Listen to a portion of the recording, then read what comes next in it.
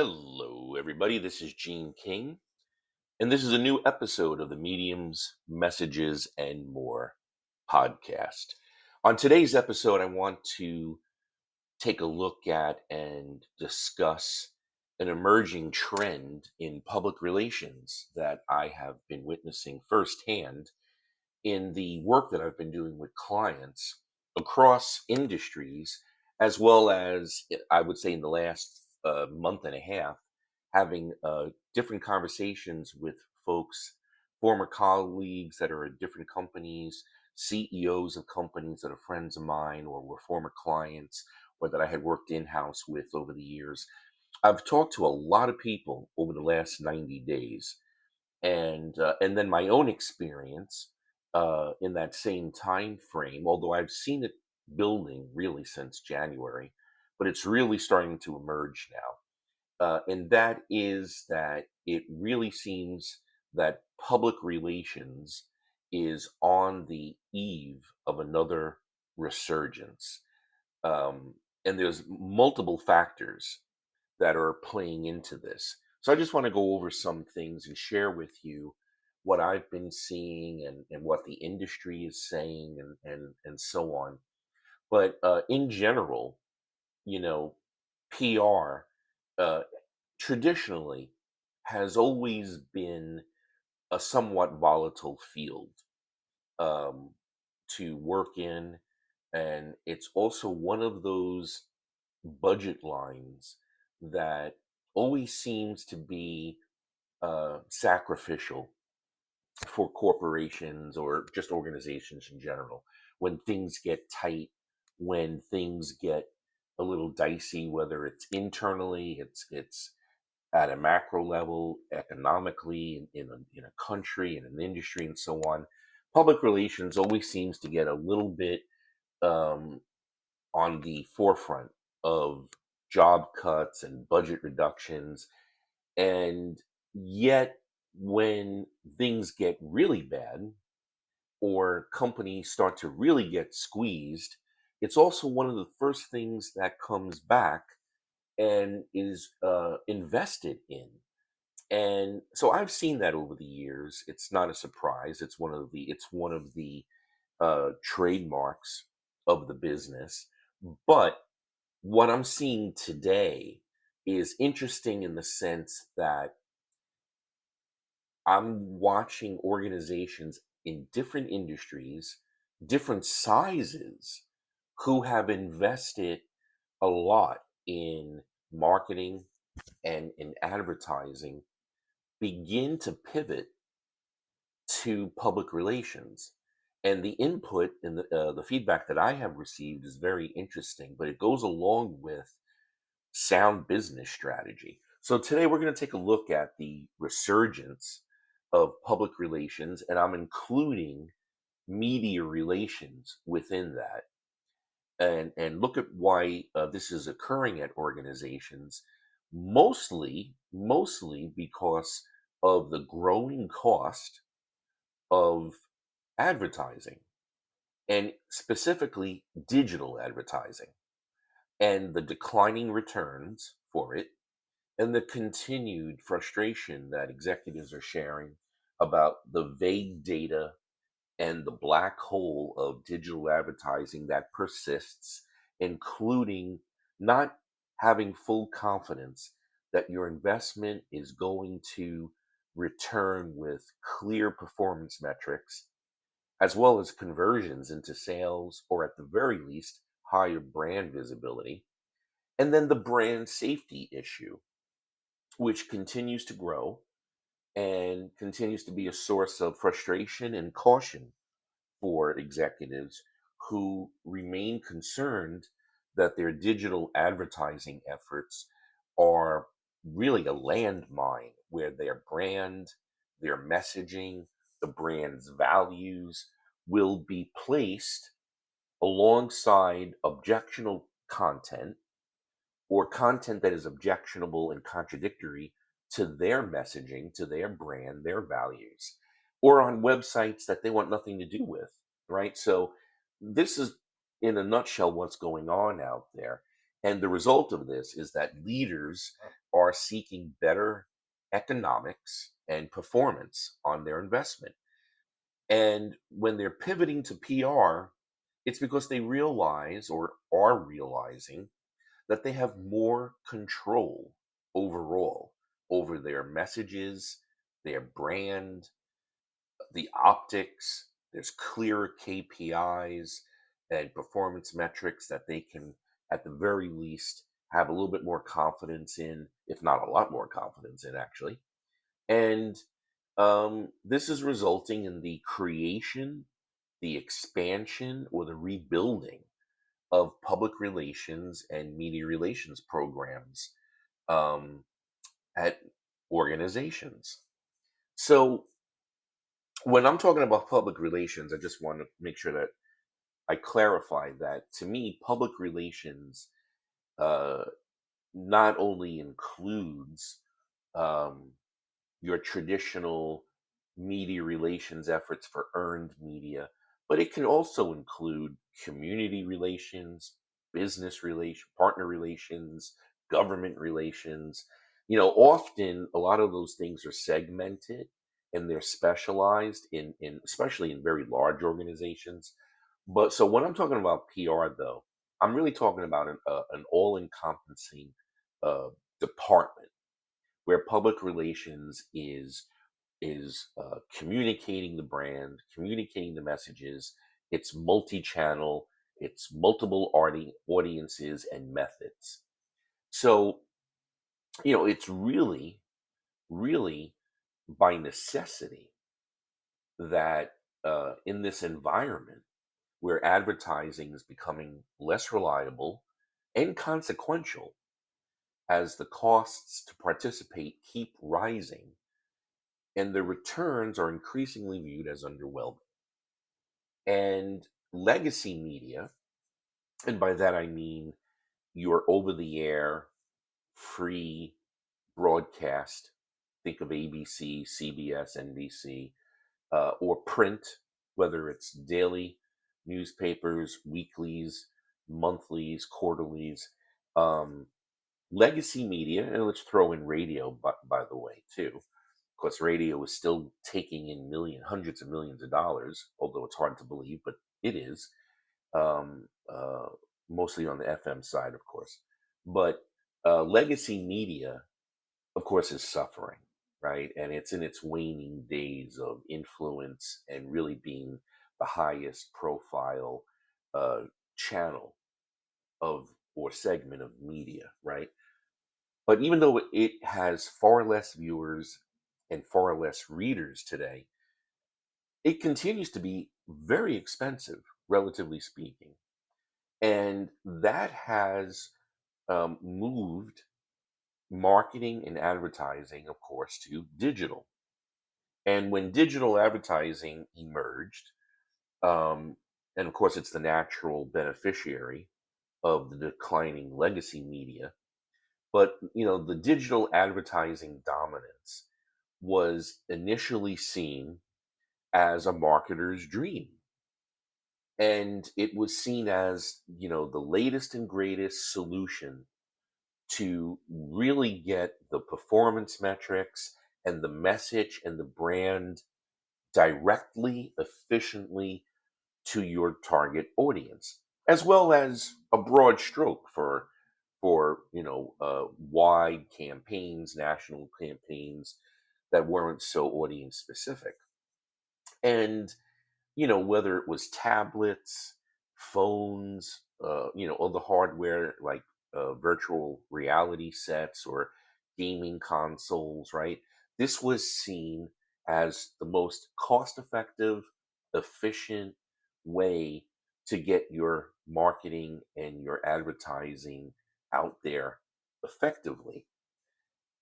But the problem has uh, emerged that as legacy media continues to spiral down and the audiences continue to shrink and the prices relative to that smaller audience is still too high for a lot of people, for a lot of organizations, the cost of digital advertising has gone up very much.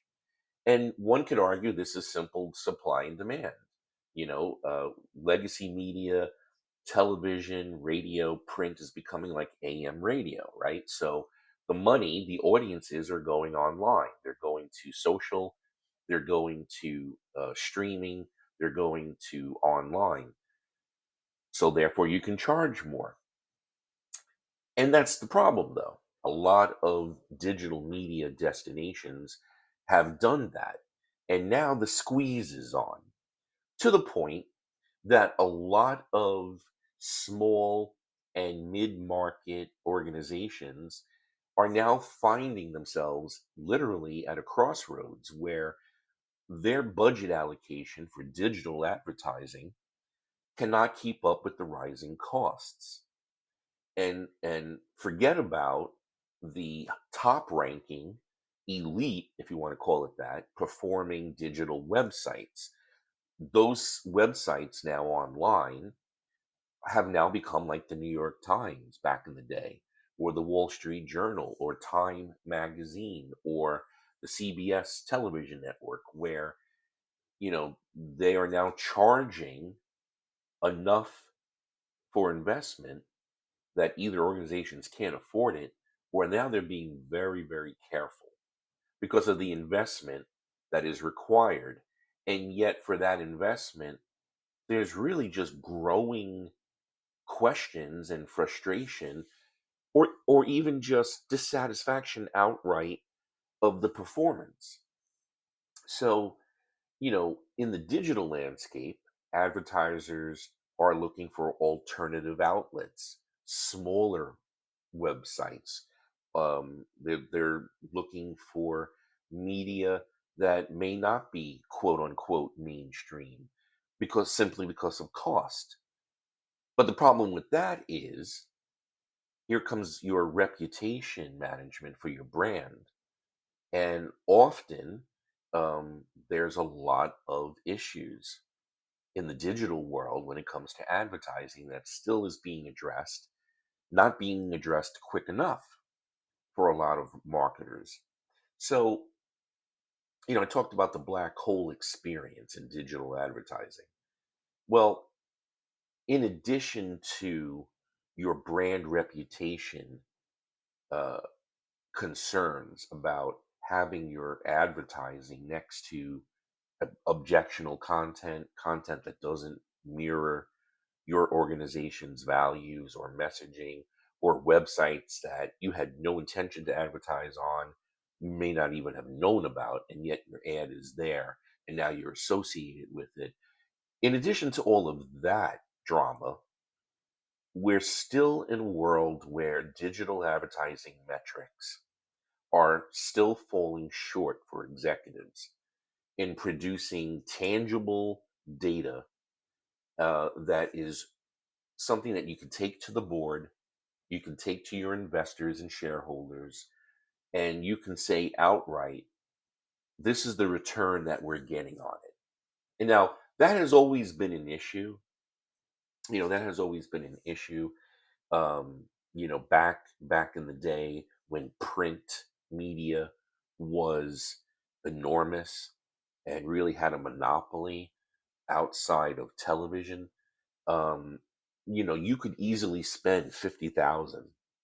It was more than that, actually, in some cases, in some editions, but you could easily spend $50,000 on one full page ad in the New York Times, or in the Wall Street Journal.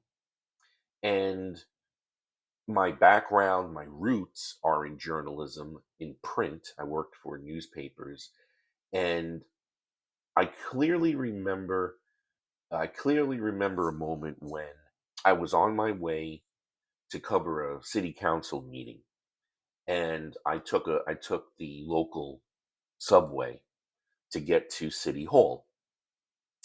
And um, while I'm sitting in the train car, I see on the floor yesterday's edition of the newspaper that I worked for, as well as other newspapers scattered on the floor. This was post rush hour. I was going to a city council meeting, it was early evening. So people had read their papers while they were commuting home and they left them on the floor. And there was this full page ad in the paper. And I remember saying to myself, I wonder how many people l- read that ad, took time to digest it, and if it left if it left any tangible influence on that person. And it was for a day, because now that paper is literally on the floor of the subway car. And that was when um, I was still in college, and I was working as a correspondent for a paper. And I wasn't even thinking in terms of advertising or marketing, but simply as, is this effective? It's always been a debate. It probably will always be a debate. But there's one big difference that digital advertising is still trying to match after all of these years. Back in the day with print advertising, you could select an outlet, and that outlet, um, if you did select it, it better had taken participation in the independent audit of its circulation, so that you knew it was legit. And you could go to a magazine, you could go to a trade mag, right? You could go to a weekly magazine. No matter where you went, there should have been, there often and almost always was, an independently audited circulation packet that told you what the total circulation was, and then it broke down where these people lived, the age brackets, right? The income, right? So even though it may not have been 100%, it was, relatively speaking, fairly accurate, that you knew that if you had invested advertising money into that publication, you had before you, at the very least, outright demo information of who was purchasing that magazine, the income levels, all the different demos, the age groups, where they lived in the city or suburbs, so on and so forth, right? Now, the question, of course, always came afterwards, right? So you put the ad in the magazine, you put the ad in the newspaper. So did that mean that that resulted in sales? Did that mean that that resulted in traffic into your stores, sales, higher brand visibility, messaging connection, right? All of that stuff. So that's always been a debate. But today, digital advertising is still struggling to provide that information. And they do what they can. And websites certainly try to tell you what their demos are. But the truth is, and it's an ongoing legal thing right here in the United States, right? Other parts of the world have said enough with the cookies and the tracking and and basically spyware. And so, like in the EU, there's far less demographic information that is coming from strictly digital, navigation and digital visits, right? In the United States, it's one of the last places in the globe, in a giant market, where you can get, I want to say, kind of decent, kind of mid-tier research. But the bottom line is, it's still this kind of crossing your fingers and having hope that you're going to connect to who the website says you're going to reach, right? So that continues today. But the rising cost of the digital advertising is making people sour on the investment, because a lot of the data today is still kind of unreliable. It's kind of vague. The question of the validity of organic visits, organic click-throughs, and it's still questionable. And executives aren't necessarily, from what I'm told and what I'm seeing, executives aren't necessarily buying into that this generation of digital advertising metrics is any much better than it was 10 years ago. When you get down to the bottom line, when that CEO or that CMO has to go into the board meeting, has to go to the investor meeting, or has to go to the budget meeting and say, we know beyond any shadow of a doubt that this advertising campaign resulted in sales, resulted in, higher brand visibility, more store visits. Some can do that. Some can do that. There are those. I would argue, I've seen some retail that say that they can see a correlation between an ad campaign and store visits, maybe store visits more than sales, right? Sometimes sales. But that seems to be a minority in the overall scheme of things today. Um, and let's not forget about ad fatigue. Advertising fatigue is real, and I see it almost every day. I read about it, and there's something to it. I think advertising fatigue is just growing. And, you can argue that media and marketing have done it to themselves again. The proliferation of the volume of advertising everywhere on your cell phone, in your email, you know, on your smart TV set. I mean, just a couple of weeks ago, people were in an uproar that Roku was placing ads when you paused a program, and people were also complaining that when they signed on to Roku, on the home screen there was a promotional graphic, and people were complaining about that. People are complaining about too much advertising on some streaming services now. People are complaining about advertising in sports, that you go to a ballpark or you watch something on television and you are absolutely inundated with advertising. There's something to it. It is real. And what that is resulting in too is, you know, consumers or um, potential customers are growing ambivalent, and they're trying to get away from advertising. And this has, in recent times, most pronounced in the so-called cord cutting of cable.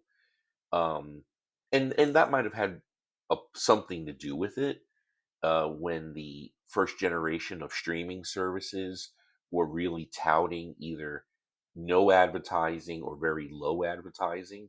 So cord cutting was in part generated by ad fatigue, but now the streamers are doing it more and more, and people are getting frustrated with that. But people are growing ambivalent to the marketing. They're tuning out visually, audibly. It's becoming just noise to them. And so the question of the investment is growing on that end too, as well as, unfortunately, people are getting frustrated and angry with the proliferation of advertising, and they don't want to see it. They don't want to hear it as much. So that's part of this whole conversation as well. So to back some of this up, there was newly published research from Taboola and Qualtrics, which was stunning because they recently reported 75% of marketers are seeing diminishing returns, in their opinion, on their social media efforts and on their digital advertising campaigns. 75%. The media outlet Campaign recently reported that more than 25% of marketers communicated diminishing returns are impacting a significant portion of their budget, as they are realizing increasing their ad spend online, and that includes social, is not delivering any better results. Adam Singolda, he's the CEO of Taboola, said, and I quote, more spending just isn't translating into better results. Marketers are looking for solutions to overcome that barrier. Social media accounts for a large portion of performance advertising budgets uh, have hit a wall. So, you know, the social media platform or outlet for advertising money was just like how it was for everything else that has come along in history. When social media was fairly new and it was growing, right, exponentially, which you could argue social media uh, is might have seen its golden years already as far as its growth in the number of platforms, users, interaction, right, paid subscriptions, so on and so forth, right?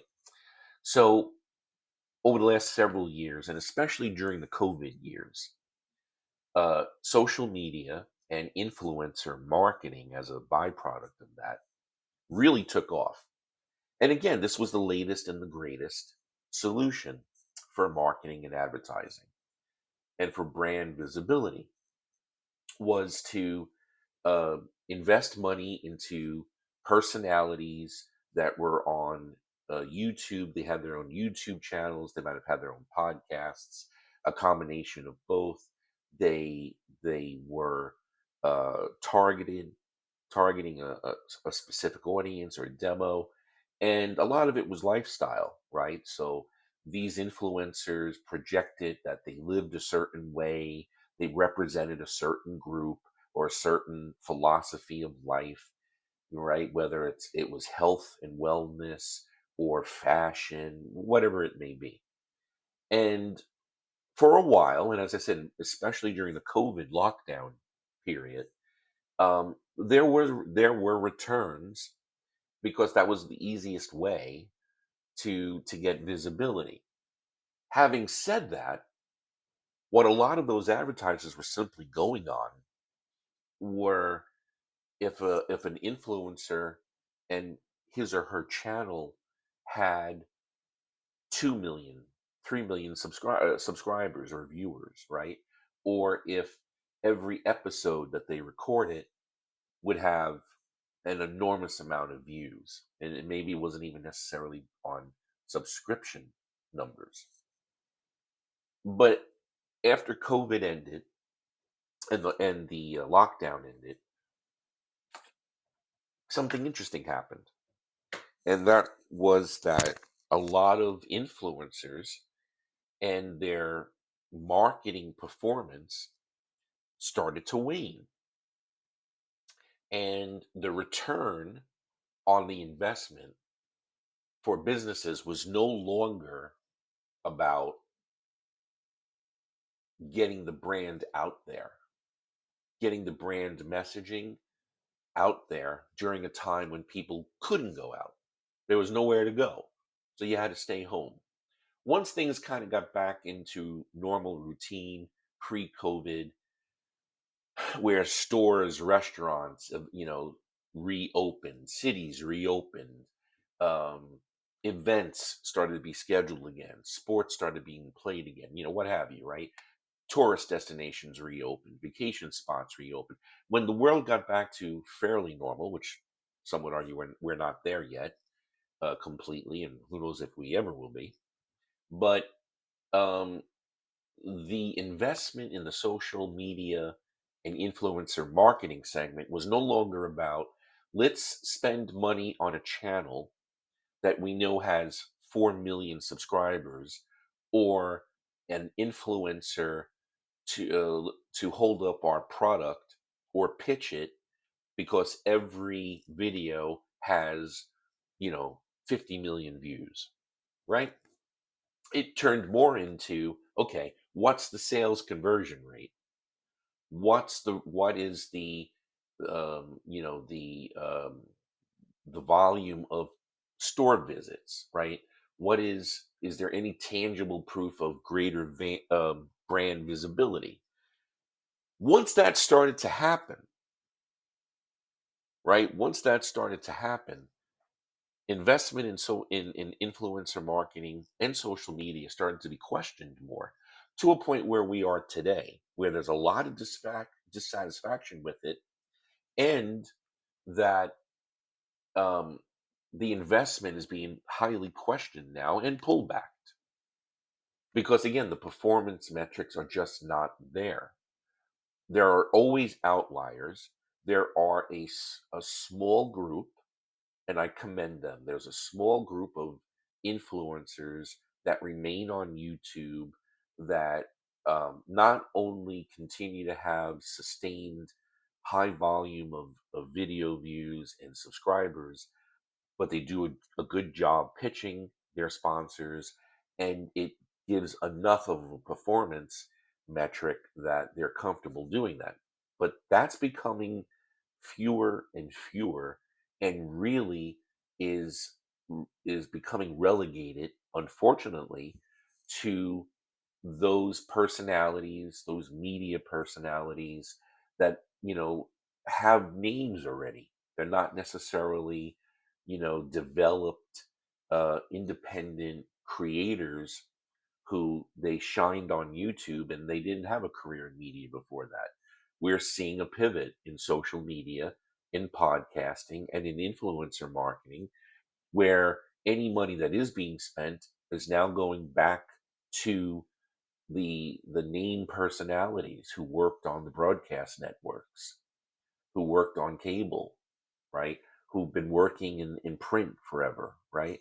So that whole economy, that whole landscape is changing, and it's becoming, in a way, like everything else eventually becomes in media, where there's an elite tier and everybody else, right? So, um, just another note on the industry news of things.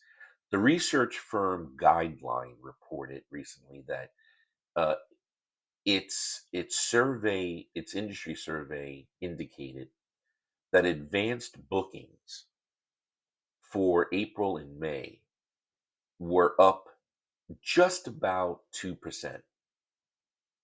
And that's in comparison to a year ago in the second quarter when it was up almost 6%. That's a sizable drop. And Guideline, through their research, uh, did note in particular that local television bookings for advertising are down nearly 25% year to date. And that comes on top of research by Moffett Nathanson that reported that national broadcast and cable advertising revenue declined 7% in the first quarter of this year.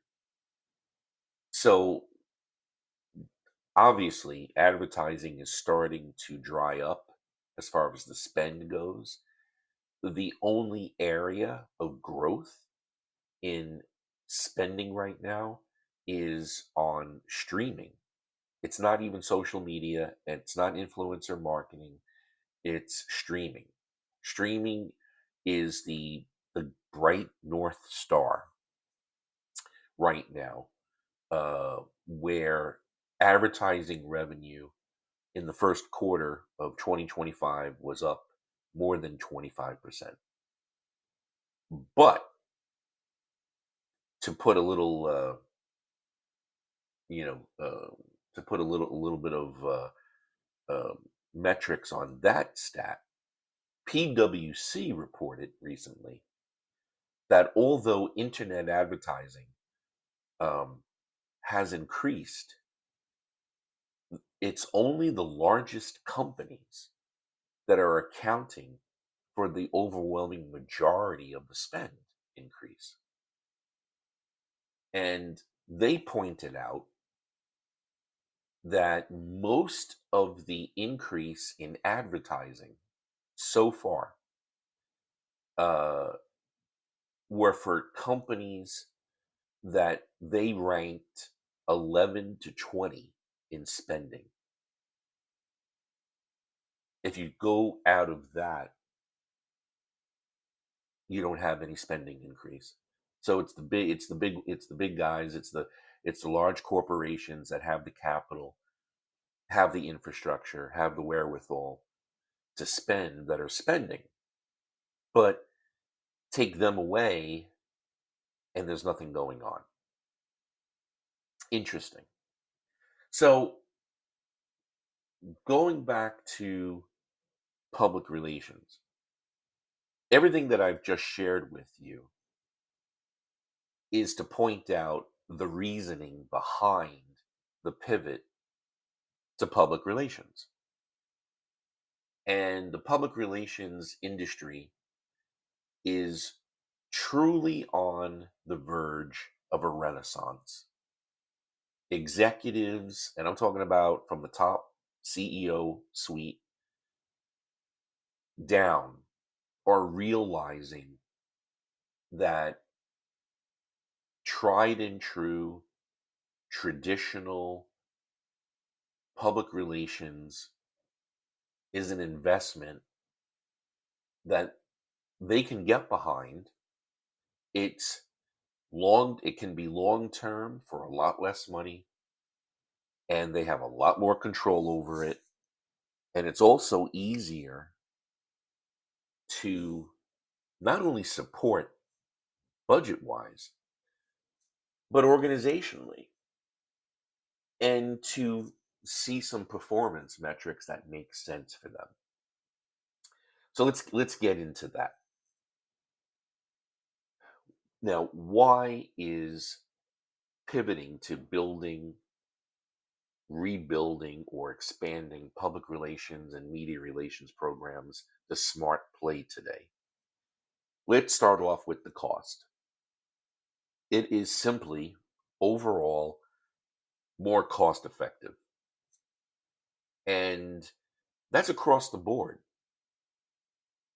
Advertising is very expensive. And depending on how you're creating the advertising, it can suck up a lot of capital and resources. And what I mean by that is, I would argue that, in my experience, most organizations that really invest in advertising, they outsource it. There might be a CMO, there might even be a marketing department, but as far as the creativity and actually executing the ad campaign, it's outsourced. And that's a whole total different cost of employing the firm before you even start spending the money on the ad securement. And advertising by nature is long term. It's a campaign. It's not meant to be one and done. It's meant to be persistent, consistent. It's meant to be pervasive. It's meant to be something that you invest in over a certain period of time, and you have to wait and see. And if you have the money, well, then you can do that. But increasingly, it's apparent that businesses overall either don't have the capital, the money just hasn't been budgeted for it, and it's not going to be, or they don't want to do it. And public relations is such a cost effective solution to promote the brand, to promote the brand's messaging and values, to promote the executives, the brand ambassadors. I'm speaking of brand ambassadors in the sense of internally, not people that you're paying for to be spokespeople externally. PR can do all of this. PR and media relations can do all of this. And it's cost effective also in the sense that one public relations office, even if it's a one or two person shop, can can allocate itself to be multi-channel, target multiple audiences simultaneously, do short-term and long-term projects, and it is cost effective in the sense too that internally you can tap into your PR and your media relations department for collaboration that simply does not exist in the advertising world. And so what do I mean by that? Well, you know, my experience has been working in communication offices and public relations departments, as well as conducting media relations, doing all three, that internally, and this I believe is a good thing, whether it's the CEO or it's the executive vice president, it doesn't matter. There comes a moment where internally, it could be the IT department, it could be the CIO, it could be the compliance office, it could be customer relations, whatever it is. There can be a need for the expertise, the skills, and the experience that PR and media relation folks offer that can be allocated in collaboration for other departments in an organization. Over the years, I have done ghost writing, speech writing, byline writing for every department over the years in different organizations I have worked for, whether it was in house or through agencies. And I was fine with that because the way that I look at it as a public relations professional, as a communications person, is first of all, that's more content for me. And the more collaboration that I can be involved with in an organization, that only helps me not only understand every aspect of the business and the people behind it, but it gives me ideas, it gives me pitch ideas, it gives me stories to write, it gives me so many different channels to think of pitching and promoting the organization. So I think that's a positive thing. And simply speaking, it also is adding so much value to the organization.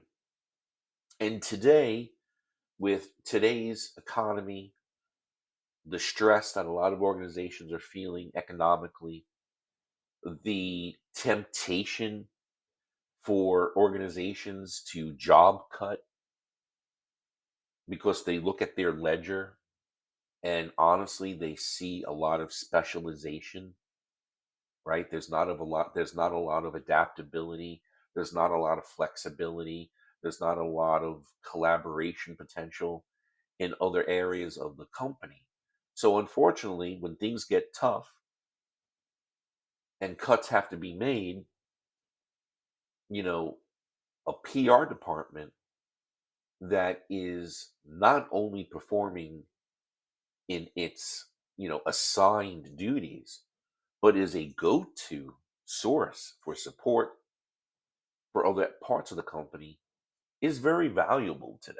So I don't see anything wrong with that. I also believe that not only reinforces the idea that public relations is cost effective as far as executing it externally, but internally it adds so much more value. Executives are also realizing that public relations provides more control, overall control for their branding, for their messaging. You have tighter reins on it.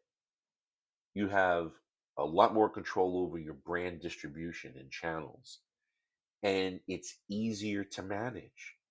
You have a lot more agility to concentrate and pivot quickly if you need to when unforeseen issues arise. And just over the last couple of days, I've seen news of companies having to do that. Uh, just just this week, I was reading how Coca Cola is dealing with a perception that it has been hostile to the Hispanic community. And there were reports out there, apparently unfounded, that Coca Cola corporate was participating in basically calling ICE and helping in the rounding up of illegal citizens in the United States, right? Illegal residents in the U.S. Now, it makes no sense for Coca-Cola to do that in the first place. So anyone reading that content, you would think would be questioning, well, why the hell would Coca-Cola be spending time on doing this anyway? But enough people believed it. So, in my view, now Coca-Cola's answer was to go to the media, debunk it, put out explicit, clear corporate messaging about what's going on and what they're not doing, and to protect their brand, put content on their website, go to the news media, do interviews, put out press releases. That's all media and public relations. Now, for a company, one of the largest companies on earth, like Coca Cola, what they can also do is they also said that they plan to do advertising in that market. And part of their downturn in, I guess, in sales or profit is that um, is the cost. So they announced too through media relations they're going to do promotional advertising, meaning sales. But see, to me, what was the forerunner in all of that? What was at the forefront? It was public relations. And if you're an organization that is just putting all your money in one bucket in advertising and marketing, inevitably something's going to happen where your brand is going to be threatened. And you could lose control of your messaging. You could lose control of your brand. You could lose control of your brand association. Your target audience, your base consumers could start to get third party misinformation about your brand and develop brand perception that you don't want. Advertising isn't necessarily an answer to that. If people are angry at your brand, and and let's just say hypothetically, there's no reason truly to be angry, but your brand has been hijacked. Your brand has been associated, misassociated, and misperceived. Advertising, unless you are literally creating an ad that literally is either a voiceover or it's script, it's written where you are addressing exactly what happened. Feel good advertising, the optic focused advertising that doesn't address directly what's going on. It doesn't work in America today. People are too cynical and they want answers. They want the brand, if not the CEO or whoever the brand ambassador is, to address the issue. They don't want the Madison Avenue Hollywood esque commercial. So I would argue that's another reason why you have a PR department. That's why you invest in public relations, because it's not only doing media relations and public relations, community connections during quiet times. It's also there for crisis. It's also there when, in a blink of an eye, in less than a day, something happens to your brand perception that you need to address quickly. Just another reason why it's a good investment. There's also longer lasting results. And what I mean by that is I have pitched everything from executive interviews to bylines that I have written to case studies that I have written, what have you, right? Uh, Customer success stories, right? And that article, that interview, that feature story has a longer shelf life than an ad. People see an ad once or twice. Okay. They start seeing it three, four, five times. Okay. Those people are going to tune out, right? And eventually that ad and that ad campaign is going to get stale. So you have to replace it. Another reason why it costs so much more money. With media relations and securing earned media, not that article, first of all, has a longer life because you can repurpose it to different audiences for different purposes. One one article can be placed on your website. It can be distributed internally. It could be distributed to various external audiences, including potential investors, shareholders, your board members, your target media, where you're trying to become a go to legitimate trusted source, to different trade associations. You can use it at events. There's so many things that you can do with it that I would argue that one article, the return on it is already three or four times what that one article cost.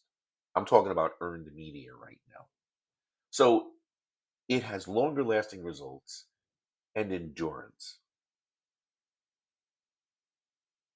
There's also a significant more control over your media relations with distribution of content. Earned media remains the holy grail where everyone wants earned media. And yet, I would argue, owned media or shared media today is just as important in 2025. And in an earlier podcast, I had shared one of the ways that an organization can utilize its PR department and its media relations office or personnel is to think of yourself, think of your organization as a content factory where you're producing your own content, your own interviews, your own bylines, your own case studies, your own white papers, your own research, your own surveys, your own customer success stories, all of this.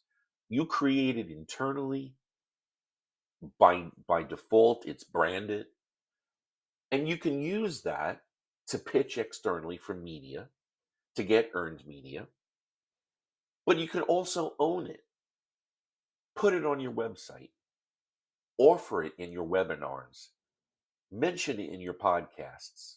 There's so many things that you can do with content today that you own.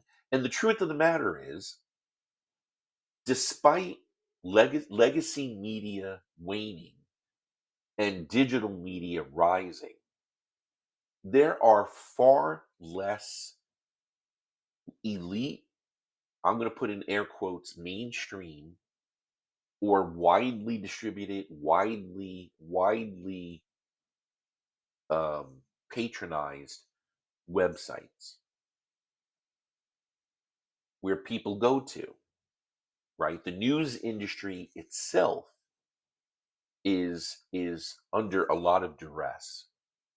As a former newspaper reporter, I absolutely hate to see what has happened to print media and the news. But the truth is, a lot of people, especially when you go younger and younger in demo, they're not going to straight out news websites for their information. They're going to YouTube. They're going to personalities, podcast hosts, right? They're going to a lot of places that aren't straight up news organizations.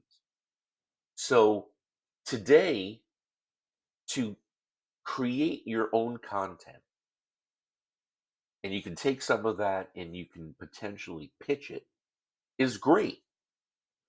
But if it's taking a while to get that earned media hit, or you're just not satisfied with what you are getting on the earned media side, the truth is more people go to your website today to know all about you, your leadership, your organization, your products, your values, your messaging, what your organization stands for, your history. More people go to your website to use it as news gathering regarding your brand than any place else. So the more that you have an interactive website in the sense of you are offering all of this content that you own, right? And I'm not and it, so let me also be clear. I'm not talking about everything being sales. I'm not talking about everything, all this content being commercial, because that's not going to connect out there either. You know, public relations isn't necessarily marketing.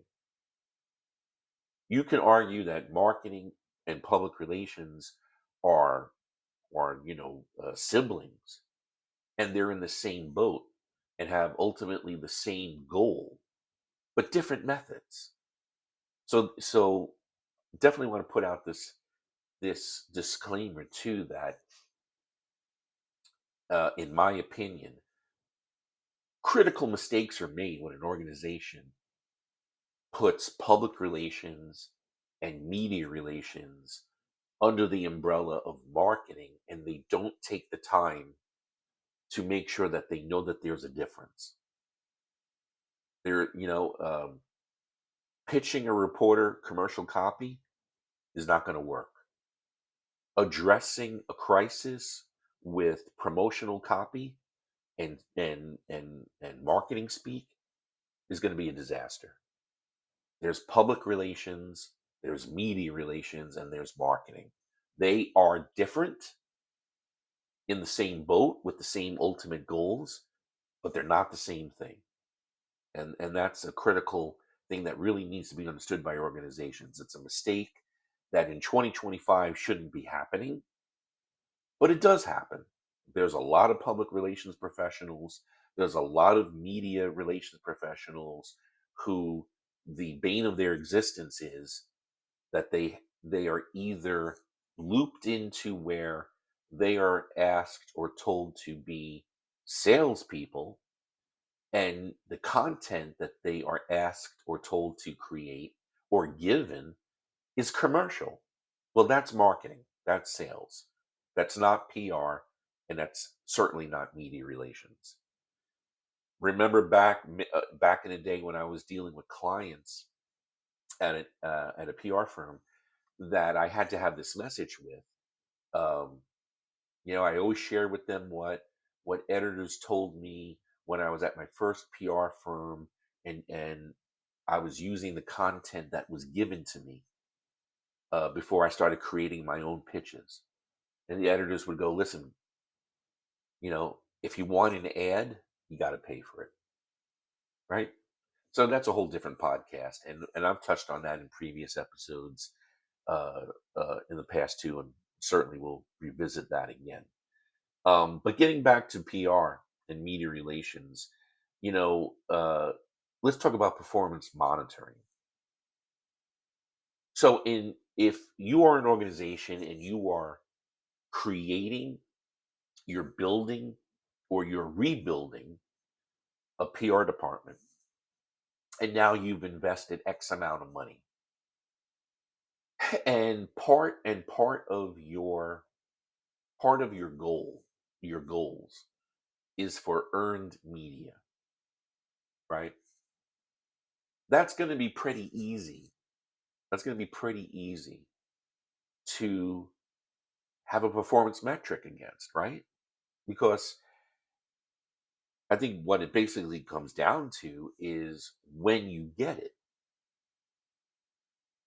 And so obviously if you're sinking a ton of money into a public relations department, and that includes personnel and all of the hardware and the software and the subscriptions and whatever else it is that that department tells you that they need, and you're not getting, you know earned media or at a volume of earned media that suffices for you, well, that's an easy metric, right? That's an easy metric. I would argue, as I've been saying in this episode, public relations is a hell of a lot more than earned media. And really, unless you are, and again, it stinks, but it's just a reality. Unless you are a mega brand and you have capital to burn, plus by nature of the work that your organization is doing, or by nature of the industry that you're in, it generates its own publicity, it generates its own media interest. That's being in rarefied space, right? That's a PR person's dream, is to be pitching a brand that is doing state of the art, you know, space age, you know, unconventional research or manufacturing, or it's a brand that's doing gorky science that is blowing people's minds and what you guys are doing, right? Or it's research that is so cutting edge, right? That sells itself. 90 plus percent, right, of the business world is not that, right? And it really comes down to the story of the company, the story of the people of the company, how you're helping your consumers, the values of the company, success stories, the history of the company, you know, uh, successes and failures, right? Everything like that. Earned media, of course, is always going to be, if not the holy grail and the center of the universe, one of an important aspect. But I think that needs to be also realistic. And a true valuable PR department is also doing content creation. It's also doing, communications across different channels, including the community. It's doing, connections, community connections that include your trade associations, your different audiences, right? That's what makes it so valuable and multi-channel. And it's easier to identify performance on that. I've had clients recently where their public relations included media relations, and what they wanted was they wanted in a calendar year, they wanted two earned media placements in a short list of trade media that was very important to them. In addition to that, they wanted to host a couple of events to show their community involvement. They wanted to sponsor a charity and get involved in that aspect of PR, right? They wanted to get a couple of executives speaking opportunities. That's PR. I love that. To me, that is a comprehensive, varied, healthy PR program. Um, and we had touched on this earlier too about the collaboration, right? Well, with the collaboration, there is a lot more responsiveness and a lot more potential for creativity, collaboration in a PR and media office than you're ever going to have with an ad campaign. And I'm not knocking those who are advertising creatives. That's their job, that's their world, they have their assignment, and that's what they do. But it's a little bit different going to a graphic designer and asking for him or her to write something or to pitch a media outlet. An ad campaign is kind of finite, right? And it just doesn't lend the even the creative process doesn't lend the collaboration and the adaptability and the agility that you would get. So that's just some points I wanted to make about public relations and why it's starting to have a resurgence. Um, the transferable skills in a PR department, right? If you have a PR department and your professionals in that department uh, are answering all your needs, most likely it's going to involve they have verbal communication skills that can translate to collaboration internally. They have written skills, editing skills, research skills, media relationship and pitching skills. There's a lot of things that are skills that are transferable across the enterprise that you may not necessarily get from other folks in other departments because just that's just not their world, right? For better or for worse. So it really is a great investment. You get a lot of bang out of your buck for it. And public relations can be as comprehensive as an organization needs, right?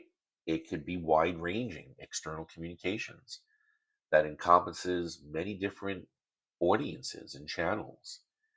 Um, it does not have to be limited. Neither does media relations. Besides the traditional earned media method, um, you can do the owned media, the shared media. That can all be a part of media relations. And that's actually more strategic. It creates a deeper, legitimate presence online. Uh, it's multi-purposed, and I would argue it does better to build your brand than a lot of alternatives. Um, Interesting that O'Dwyer, O'Dwyer's PR newsletter, just recently reported that the top 75 healthcare PR firms that they rank collectively posted a nearly 4% rise in income in 2024. And overall, uh, PR firms, uh, um, O'Dwyer reported, recorded a 1.5% drop. So think about that, right? Think about that. In this climate where we kind of have this perception that sales and marketing has taken over everything and that digital advertising is king. In reality, PR firms had a nearly 5% increase. I'm sorry, a 4% increase in income last year. And these are PR firms that obviously they specialize or they mainly focus on healthcare. Well, if you think that through, right? The number one industry for advertising and marketing is healthcare and pharma, right? I mean, if you sit for an hour and watch television, especially over the air broadcast, but it could be anything. It could be streaming, it could be cable, you could be watching a news program, you could be watching a sitcom or a drama scripted or sports. In the course of 60 minutes, you're going to see at least one, probably two or three healthcare or pharma related advertising spots. But among industry, which industry is also having a devil of a time with optics, brand volatility,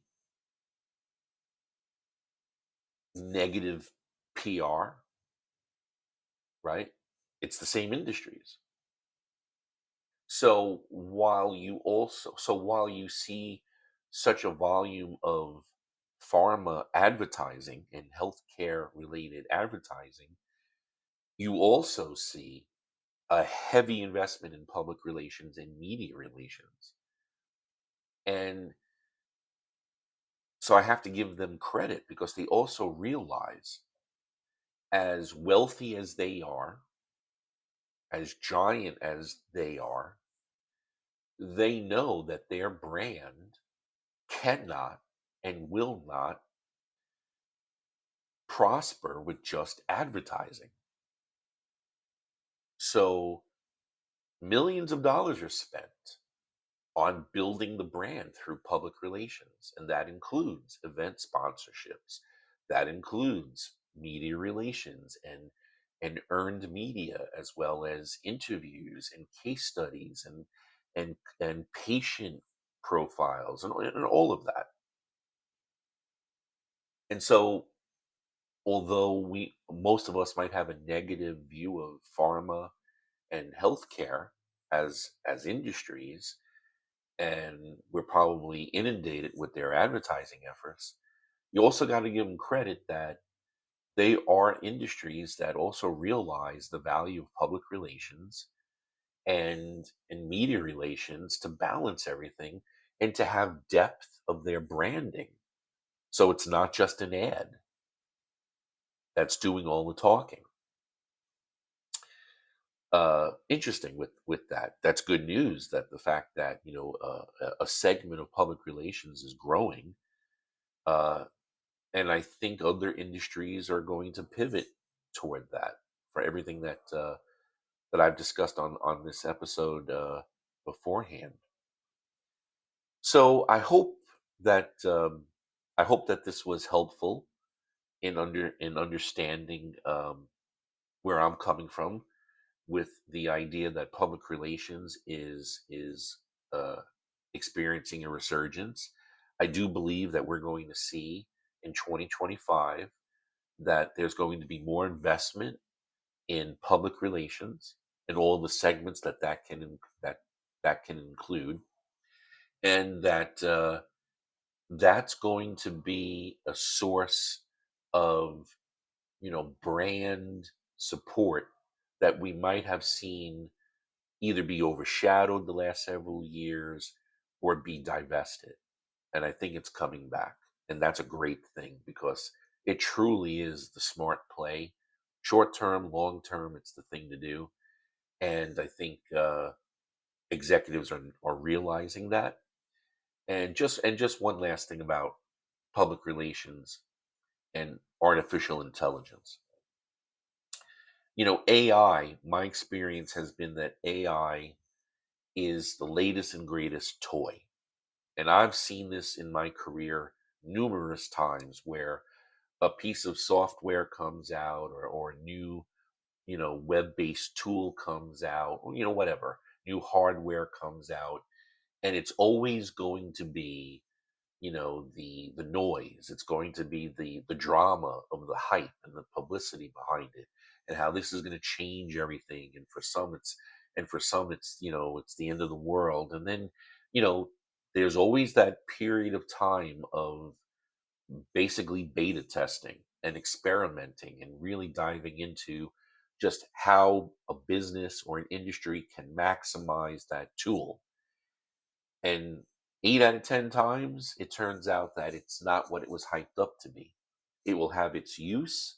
It will become, it will become a staple in business operations and in processes, but it's not what the original hype led us to believe.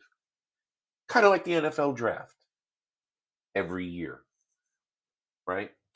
So with AI, what I have seen is there's no doubt that on the information technology side, on the manufacturing side, on the automation side, everything from coding and engineering to um, even everyday office management, right?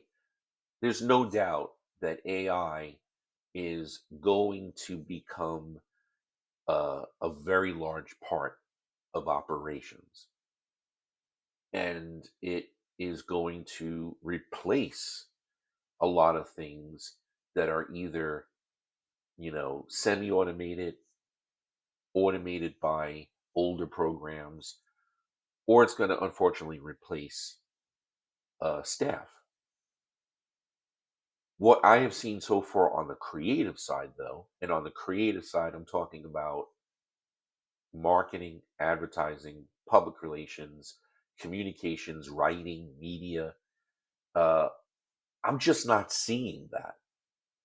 I'm just not seeing that.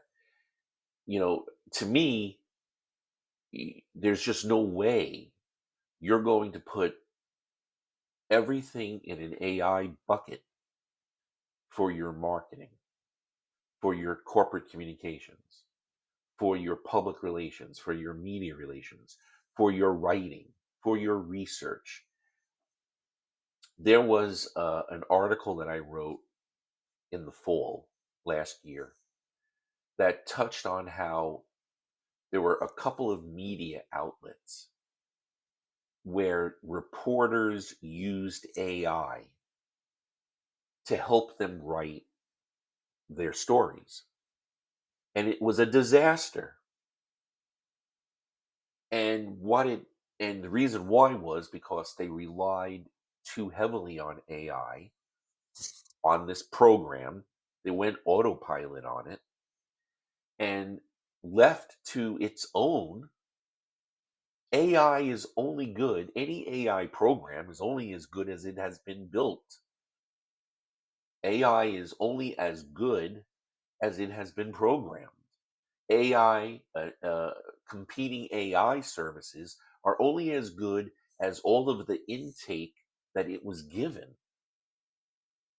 So, in these two cases, reporters used AI predominantly, and it created quotes that basically didn't make sense.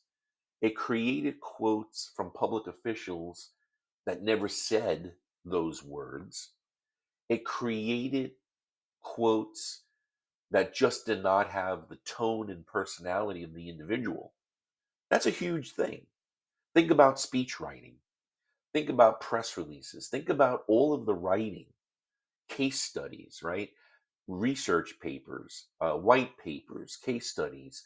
Think about all of the writing, including media pitching.